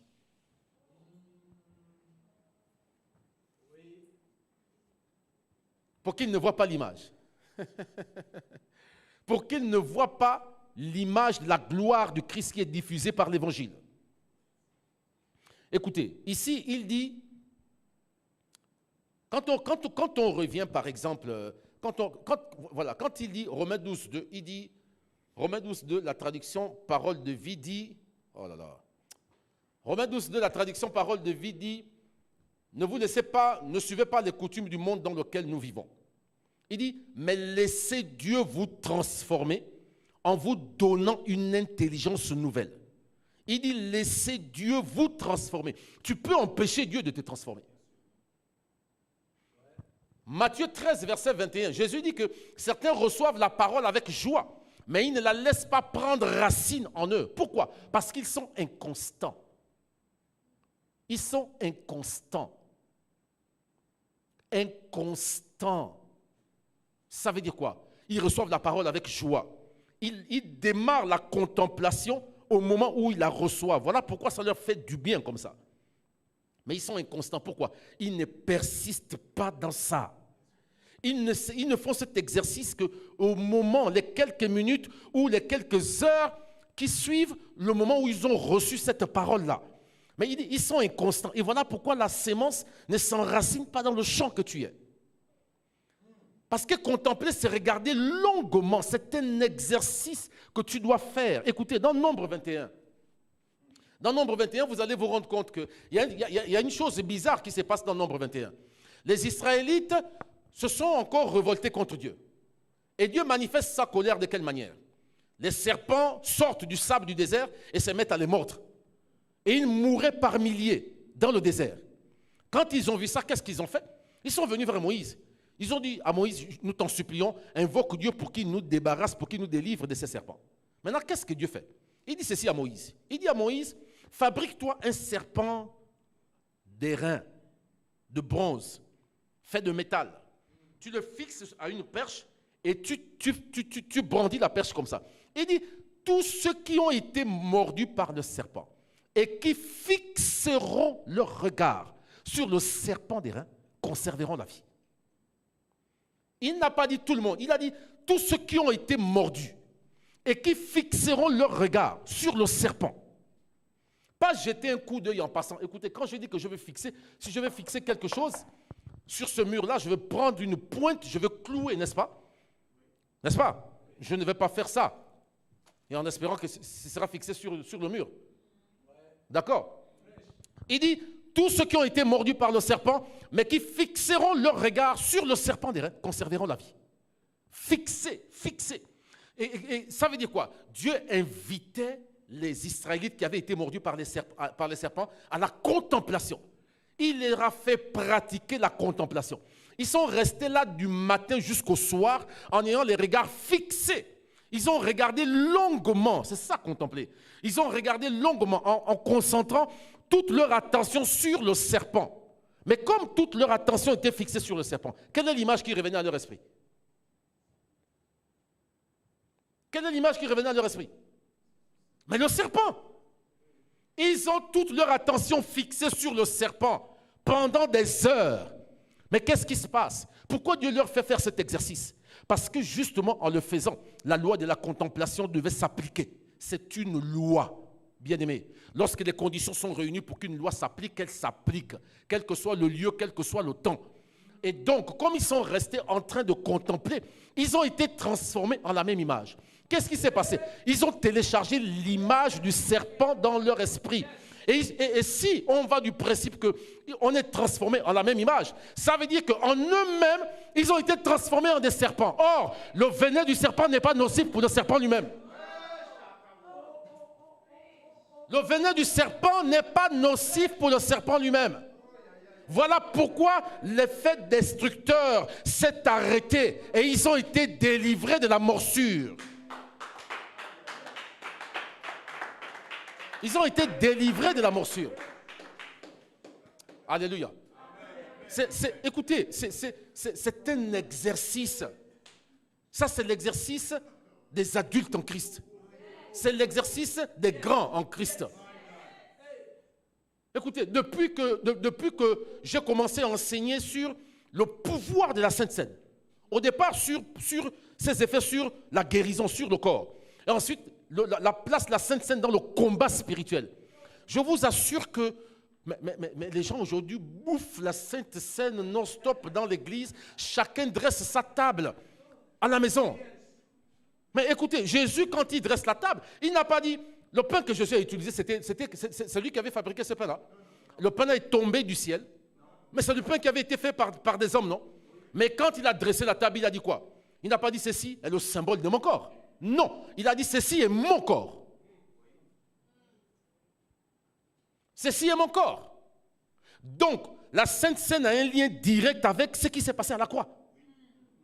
Le corps, le pain que nous mangeons, c'est le corps du Christ qui a porté nos douleurs, nos infirmités, nos maladies. Le sang de Jésus qui a coulé, il a coulé pour la rémission de nos péchés, pour le rachat de nos péchés. Lorsque je prends le pain et je le contemple, je m'exerce à la contemplation. Sur la base de ce qu'il a dit, ceci est mon corps. Je mange le pain dans la conscience que là, c'est le corps du Christ que je mange. Or, le corps du Christ a porté mes douleurs, mes infirmités, mes maladies. À ce moment, le corps du Christ devient l'antidote à la douleur, à la maladie, à toute infirmité dans mon corps. Et lorsque j'entretiens cette image en moi, je suis transformé en la même image. Bien aimé, c'est une loi. C'est une loi. Notre problème, c'est que nous nous contentons de garder juste là dans le petit coin de la tête, dans la mémoire. Voici ce que la Bible dit, mais je ne m'exerce pas la contemplation. La contemplation, c'est aussi me voir tel que Dieu dit que je suis. s'il dit que voici, je vous ai donné le pouvoir de marcher sur toute la puissance. Il n'a pas dit sur 80%. Il a dit sur toute la puissance. Ça veut dire sur 100% de la puissance de l'ennemi. Il dit rien ne pourra vous nuire. Lorsque je reçois cette image, je la contemple, je me vois comme étant hyper puissant. Je me vois comme étant au-dessus de toute puissance. Je vis dans la conscience de ce que la puissance, le pouvoir qu'il m'a donné me fait marcher sur toute la puissance de l'ennemi. Comment je vais avoir peur du sorcier de la famille? Comment vais-je avoir peur des ténèbres? À ce moment, quand je mets en œuvre ma foi, on verra ça demain, la puissance de la foi. Lorsque je mets en œuvre ma foi, la puissance de Dieu est libérée. C'est ça notre problème. Le problème des chrétiens du 21e siècle, c'est quoi? Nous savons ce que Dieu dit dans sa parole. Nous savons ce qu'il dit. Et ça s'arrête là. Mais on ne s'exerce pas. Écoutez, l'apôtre Paul dit à Timothée, l'apôtre Paul qui a percé ses mystères, qui a découvert ses mystères, il enseigne son fils Timothée. Il dit, exerce-toi la piété. Exerce-toi. Entraîne-toi. Rôde ton esprit. Confronte chaque fois ton esprit à ce que Dieu dit dans sa parole. Accueille cette image que Dieu diffuse à ton esprit. Entretiens cette image. Elle va finir par féconder avec ton esprit. Et tu vas porter une grossesse à l'image de la sémence qui est mise en terre. On ne voit pas ce qui se passe sous terre, mais la sémence est en train de travailler. Un jour, quelque chose sort. Un jour, le ventre commence à pousser, alors que les médecins ont dit qu'elle est stérile.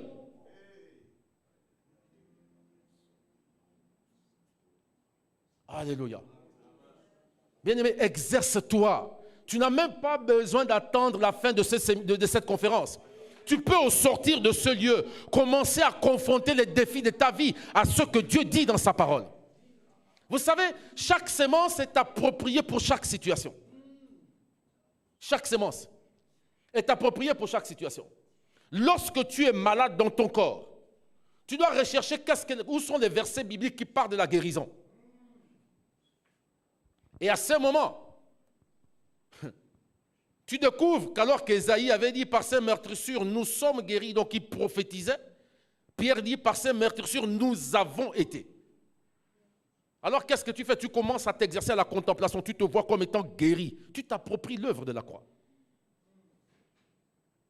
Tu continues de fouiller. Il te dit que tu peux être guéri par la Sainte Seine. Pratique-la, accueille cette image. À chaque situation, il faut savoir quelles sont les sémences que tu dois prendre. C'est pareil pour la bénédiction. La Bible dit que c'est la bénédiction de l'Éternel qui enrichit. La Bible ne dit pas que c'est l'argent qui enrichit. C'est la bénédiction de l'Éternel qui enrichit. Vous allez vous rendre compte. J'ai enseigné ça un jour, ça choque l'Église. J'aurais dit que le travail est une malédiction. Le travail est une malédiction. Vous allez vous rendre compte que lorsque l'homme a péché dans le jardin d'Éden, oh là là, lorsque l'homme a péché dans le jardin d'Éden, Adam, pourquoi tu fais ça? C'est la femme là. Ève, pourquoi tu fais ça? C'est le serpent. Il a maudit le serpent. N'est-ce pas? Désormais, tu vas ramper sur ton ventre, tu vas bouffer la poussière de la terre. Je mettrai une inimitié entre la descendance de la femme et ta descendance, et ainsi de suite. Il a maudit la femme. Tu porteras, tes grossesses seront douloureuses et tes désirs se porteront vers ton mari qui dominera sur toi. Ça a été une malédiction qu'il a donnée à la femme. Mais devant l'homme, il dit quoi? Il dit, à cause de toi, la terre sera maudite. Et c'est la sueur de ton front que tu mangeras. Donc pour manger, tu vas travailler, tu vas souffrir. Le travail est une malédiction. Maintenant, comment Dieu transforme le travail, ou du moins nos revenus, en bénédiction? C'est par la dîme. Il dit, apportez donc à la maison du trésor toutes les dîmes. Il dit quoi? Il dit, mettez-moi ici à l'épreuve, vous verrez si je n'ouvre pas pour vous les écluses des cieux, et si je ne fais pas tomber sur vous la bénédiction en abondance. Or, c'est la bénédiction de l'Éternel qui enrichit. Il fait tomber sur nous quoi? La bénédiction en abondance. Et il va plus loin en disant que pour vous, je menacerai celui qui dévore vos champs, vos revenus. Bien-aimé, savoir ce que Dieu dit dans sa parole là, ça ne changera pas ta vie. Mais si tu ne pratiques pas, il dit les adultes, il dit les autres, ce sont des enfants. Pourquoi? Parce qu'ils n'ont pas une expérience de la parole. Il faut pratiquer la parole. Il faut pratiquer, il faut avoir une expérience de la parole. Il faut t'exercer à la contemplation. Même les fils des ténèbres ont compris ce principe-là. Ce qu'ils appellent la méditation transcendantale. C'est de la contemplation qu'ils font. Sauf qu'ils rentrent en connexion avec les démons. Pendant que nous rentrons en connexion avec le Dieu Tout-Puissant. Celui qui est la vie. Alléluia. Bon, nous allons devoir arrêter là. Malheureusement, on est pris par le temps. Il y a tellement de choses à dire. Je ne sais même pas si je vais pouvoir finir ça demain. Mais on va rendre grâce à Dieu pour sa parole. On va rendre grâce à Dieu pour sa parole. Retiens ceci. Dieu ne cherche pas des enfants. Dieu, la Bible déclare que le monde attend avec un ardent désir la révélation des fils de Dieu. Pas la révélation des enfants de Dieu. Dieu ne changera pas le pays avec les enfants. Il changera le pays avec les fils. Il changera le pays avec les hommes et les femmes qui ont une expérience de la parole, qui pratiquent la parole, qui prennent la nourriture solide et qui la pratiquent. Ils ont une expérience de la parole. De sorte que même si on peut déchirer toutes les Bibles au monde, parce qu'il a déjà eu une expérience de cette parole, il va continuer de la pratiquer. Alléluia. Est-ce que nous pouvons bénir le Seigneur pour sa parole? Est-ce que nous pouvons élever son nom, le Seigneur de gloire? La Bible déclare qu'il nous a rendus capables d'avoir part à notre héritage dans la lumière. Et cette lumière est diffusée par l'évangile de la gloire du Christ. Cette lumière est diffusée par sa parole. Et ce soir encore, Dieu visite des nations. Dieu visite des familles. Là où vous êtes, que la gloire de Dieu descende dans vos maisons. Que la vie de Dieu coule dans vos maisons. Là où les ténèbres ont détruit, que la vie revienne au nom de Jésus. Que la vie revienne. Ce que tu vis n'est pas une fatalité. Parce que le Seigneur t'a donné le ministère de la contemplation. Oui, tout n'est pas perdu. Peu importe ce que les médecins ont dit. Peu importe ce que les hommes ont dit. Maintenant, tu connais la vérité. Et Jésus a dit, vous connaîtrez la vérité. Et la vérité vous rendra libre. Tu vas sortir de l'esclavage dans lequel tu t'es trouvé. Parce que tu as découvert la vérité et tu seras libre. Et les gens seront surpris de voir ce que tu seras demain. Les gens seront surpris. Ils demanderont comment est-ce qu'elle a fait. Elle a été mordue par le serpent. Tu as compris ce soir pourquoi est-ce que la vipère a mordu Paul. Il ne s'en est pas inquiété. Il n'a même pas prié par rapport à ça. Pourquoi? Parce qu'il vivait dans cette vérité. Il demeurait dans cette vérité. Et la vie divine coulait continuellement en lui. Est-ce que nous pouvons bénir le Seigneur? Est-ce que nous pouvons élever nos voix et remercier Dieu pour sa parole? Remercier Dieu, remercier le Seigneur pour cette vérité, pour sa parole qui nous a libérés ce soir. Dieu nous lance cet appel, ce défi à la contemplation. Voilà pourquoi tous les matins, avant de quitter ta maison, en précédant l'aurore, tu dois t'exercer à la contemplation. Tu dois t'exercer à la contemplation parce que l'image que la parole va te renvoyer, en l'entretenant en toi, tu seras transformé en cette image. Oui, ton esprit va télécharger l'image renvoyée par la parole, la sémence renvoyée par la parole. Et lorsque tu vas l'accueillir sur le champ que tu es, alors cette sémence va féconder et tu vas porter du fruit, le fruit qui demeure. Oui, il n'est pas trop tard. Ce n'est pas fini. Tout commence à partir de ce soir. Tout commence à partir de ce soir. Oui, un jour nouveau se lève dans le ciel. Un jour nouveau se lève. Ce n'est pas fini. Voilà pourquoi beaucoup de femmes à qui on a ôté l'utérus ont obtenu de Dieu un nouvel utérus par la puissance de la contemplation. Voilà pourquoi tu comprends maintenant pourquoi il est écrit. Rien de ce qui a été fait ne l'a été fait sans sa parole. Parce qu'il faut la parole, de sorte qu'on la contemplant, l'image que tu reçois, tu es transformé en cette même image. Alors bénissons le Seigneur, bénissons le Seigneur. Élevons nos mains, élevons nos voix vers lui et rendons-lui grâce pour la vérité. Rendons-lui grâce pour la grâce qui nous fait de comprendre ces choses. Bénissons le Seigneur. Seigneur, merci pour ta fidélité. Merci Seigneur pour ta bonté. Merci pour ton amour et ta miséricorde. Merci pour la vérité. Merci de ce que tu as éclairé des hommes et des femmes ce soir. Merci de ce que tu as visité des familles ce soir. Merci de ce que quelqu'un va se relever du découragement, de la fatalité et va s'exercer à la contemplation pour changer la donne, pour changer sa condition. Reçois la gloire, reçois l'honneur, reçois la louange au nom de Jésus-Christ. Est-ce que nous pouvons offrir au Seigneur un sacrifice d'acclamation? Alléluia. Merci Seigneur. Merci pour ta fidélité. Gloire à ton nom. Merci Seigneur.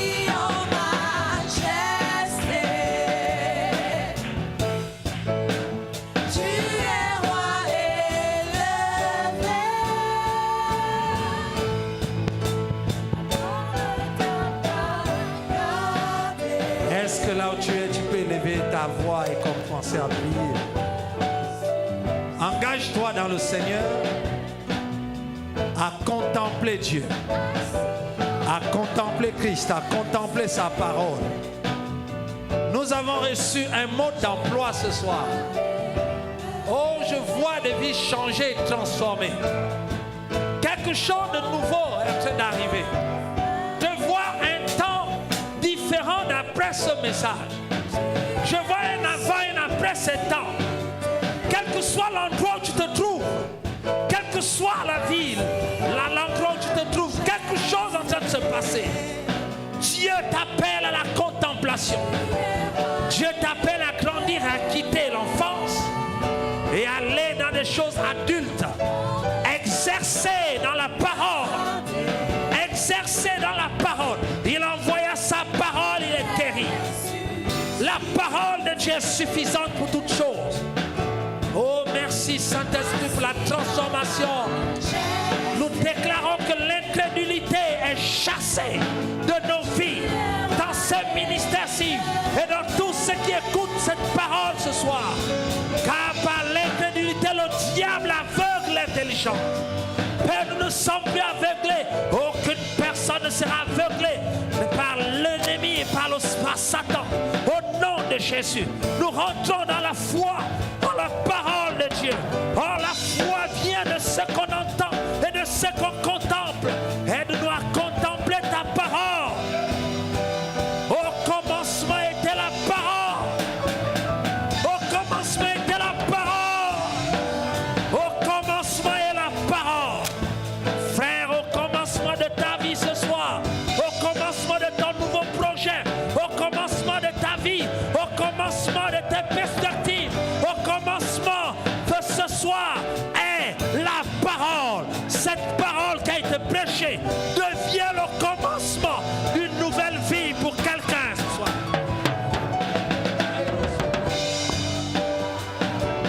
Merci Saint-Esprit pour la délivrance qui s'opère en ce moment. Nous sommes délivrés. Nous sommes délivrés de nos imperfections.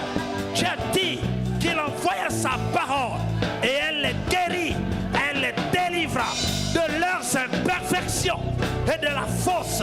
Père, les imperfections dans la pratique de la parole, dans la contemplation, dans la méditation. Seigneur, toutes ces imperfections ont été gommées ce soir par la puissance de l'évangile. Nous recevons la semence de la parole. Nous gardons cette semence. Nous la contemplons et nous méditons chaque jour. Alléluia. Alléluia. Maïre sotobo. Rema mayada shorobo. Gloire à l'agneau de Dieu. Alors que tous les disciples et tout le peuple d'Israël a eu du mal à croire en Jésus, seule Marie n'a pas eu du mal à croire en Jésus. Même au moment du mariage à Cana, malgré l'opposition entre guillemets de Jésus lui-même, elle s'est retournée, elle a dit: faites ce qu'il vous dira. Mais la Bible dit que Marie repassait dans son cœur toutes les choses que Dieu avait dit concernant le petit Jésus. La Bible dit que Marie repassait ces choses dans son cœur. Elle contemplait ces choses dans son cœur. Pendant que Jésus avait 1 an, elle repassait. 2 ans, elle repassait. 3 ans, elle repassait. Jusqu'à l'âge de 30 ans, elle a été contemplée ce que l'ange avait dit concernant Jésus. Elle n'a pas eu du mal à croire. Quelqu'un a besoin de repasser ces choses dans son cœur. Réécoute ces messages, parce que cette semaine est le commencement de ta nouvelle vie.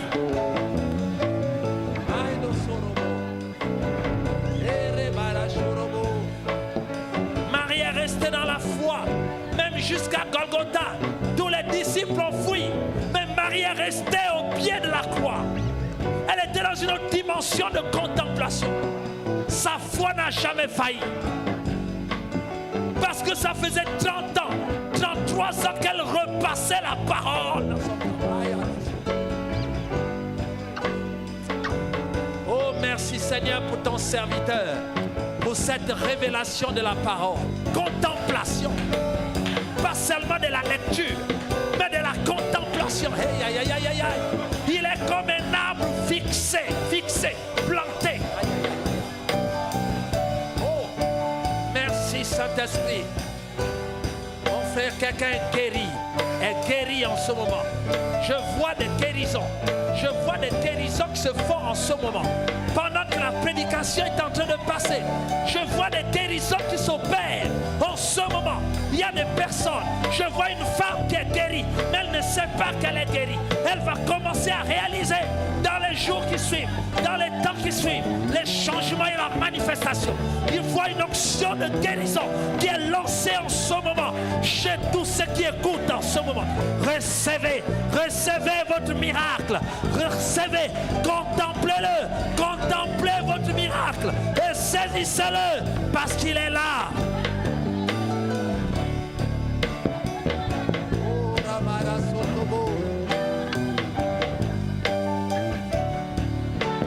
Gloire à Jésus. Gloire à Jésus.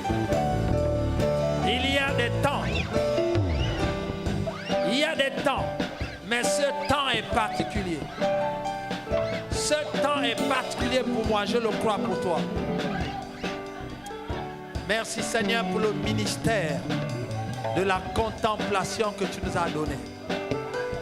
Et en ce ministère, nous n'avons plus rien à craindre. Tout devient possible à celui qui croit et qui contemple. Alléluia. Merci Seigneur. Nous bénissons ton peuple et que chacun de nous rentre dans son miracle aujourd'hui même. Nous le saisissons par la contemplation. Est-ce que quelqu'un peut acclamer le Seigneur? Acclame-le là où tu es. Là où tu es, à Bordeaux, à Paris, en France, à Marseille, à Vaucluse, à Libreville, à Port-Gentil, à Franceville. Il y a une onction puissante qui s'est dégagée. Acclame le Seigneur, acclame-le. Merci Saint-Esprit.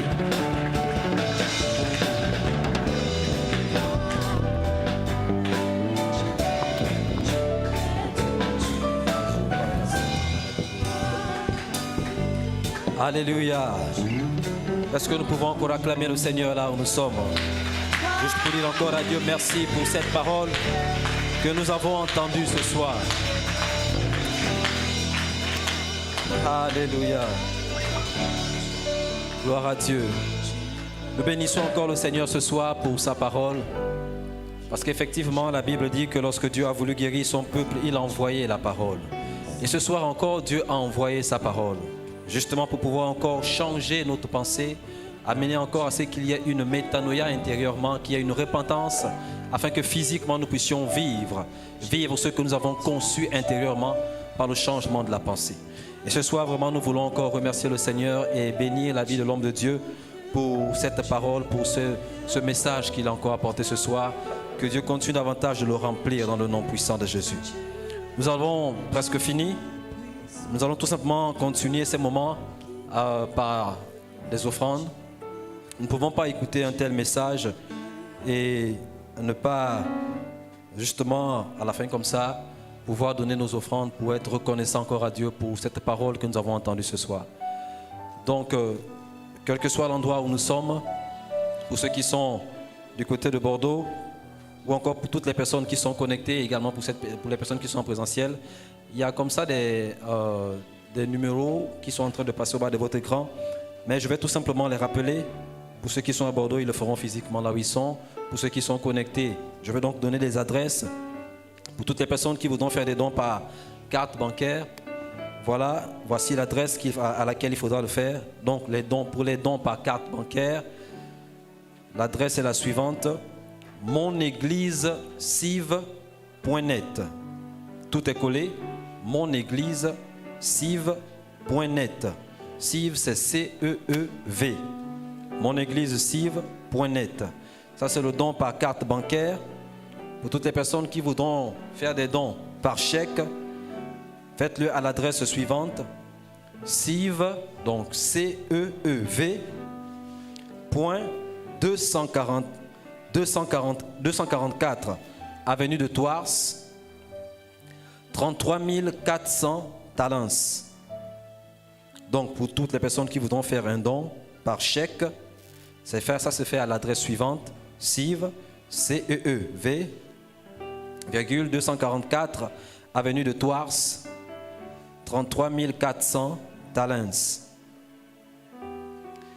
Et pour toutes les personnes qui voudront faire toujours les dons ou encore leur offrande en espèces, vous pouvez le faire. Vous pouvez également contacter le plus 33 661 16 50 00. Plus 33 661 16 50 00. Je répète une dernière fois, toutes les personnes qui voudront faire des dons en espèces, contactez le plus 33 661 16 50 00. Et pour toutes les personnes qui sont ici au Gabon, qui voudront également faire des offrandes, faire des dons par soit RTL Monnaie ou encore Move Money, voici les numéros suivants. Pour le Move Money, vous pourrez le faire au 062 324 847. Pour toutes les personnes qui voudront le faire des dons par Move Money, ça se fait au numéro suivant: 062 324 847. Et pour toutes les personnes qui voudront faire des dons par RTL Monnaie, c'est le 074 040 772.